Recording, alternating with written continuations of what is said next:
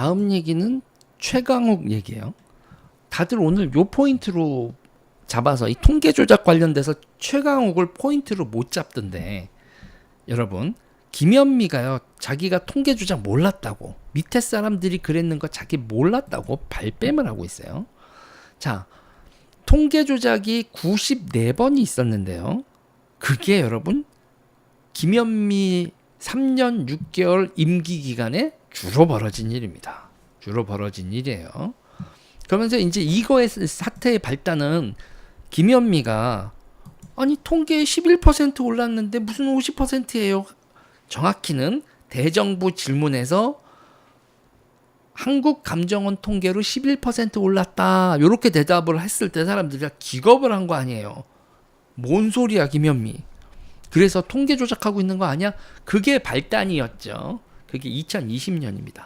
그러고 나서 말도 안 된다. 정부에서 발표하는 부동산 통계를 믿을 수 없다고 그때 발칵 뒤집었었는데 3년 후에 드디어 사실로 밝혀지고 있는 건데, 자, 이거 같은 경우에는 그 통계 자료를 여러분 통계 자료를 다 결산을 해서 발표를 해야 되는데 사전 그러니까 주간 주중 속보 요런 식으로 요런 거로 해서 자기네들 입맛에 맞는 통계를 골라서 발표했다는 얘기죠. 그러니까 다 합산해서 있잖아요. 그러니까 일주일 동안에 쭉 부동산 거래를 합산해서 최종적으로 발표를 해야 돼. 야, 수요일까지만 이렇게 중간치를 이렇게 중간까지 한 거로 끊어서 발표를 하면 이득 아니냐? 지금 이거 싼 거래 하나 됐네. 이거를 발표하자. 뭐 요런 식으로 자기네들의 입맛에 맞게 통계 자료를 사전에 취사 선택을 했다는 거예요. 근데 여러분 이게 무슨 법 위반인 줄 아세요, 여러분? 일명 김현미법 위반입니다. 이 법이요, 여러분, 김현미법 위반이에요. 김현미법이 뭐냐면요. 자, 이명박 대통령 때 통계 조작 논란이 있었어요. 이명박 대통령 때도. 그때 통계 논란이 됐었던 건 지니 개수. 지니 개수는 소득 불평등 지수인데 이명박 정부가 소득 불평등 지수를 실제보다 완화해서 발표하고 있다. 그래서 김현미가 법을 대표 발의를 해서 어떤 법을 대표 발의를 하냐면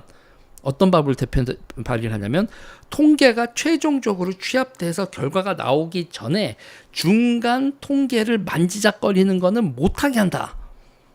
중간에 그러니까 통계의 기초 자료, 통계의 근본이 되는 그 기초 자료들을 중간에 만지작거리는 걸 못하게 한다고 그거를 김현미가 법으로 만들었어요. 그랬는데 그 김현미법을 누가 위반했냐? 김현미가 위반한 거예요.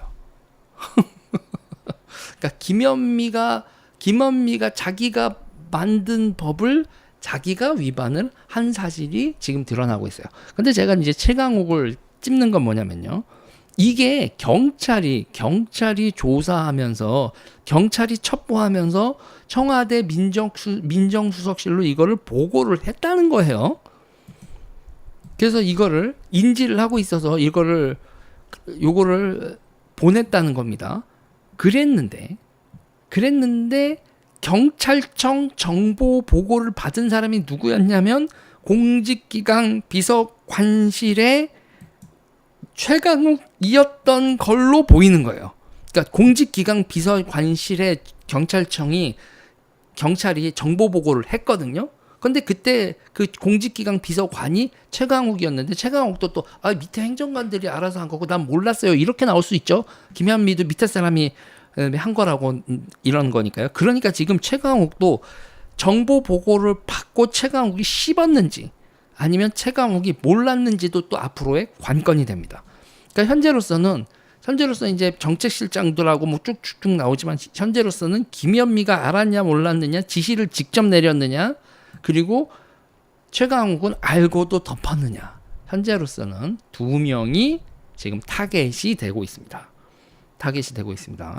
김현미는 김현미법을 어긴 거고 최강욱은 경찰 정보를 수집된 거를 씹은 듯 보이는데 이거는 아직 확정적으로 말씀드릴 수 있는 건 아니고 아무튼 공직기강 비서관실로 들어갔다 정보 보고는. 그런데 공직기강 비서관 최강욱이 어떻게 했는지는 현재로서는 물음표. 일단 이 얘기는 여기까지 하겠습니다, 여러분.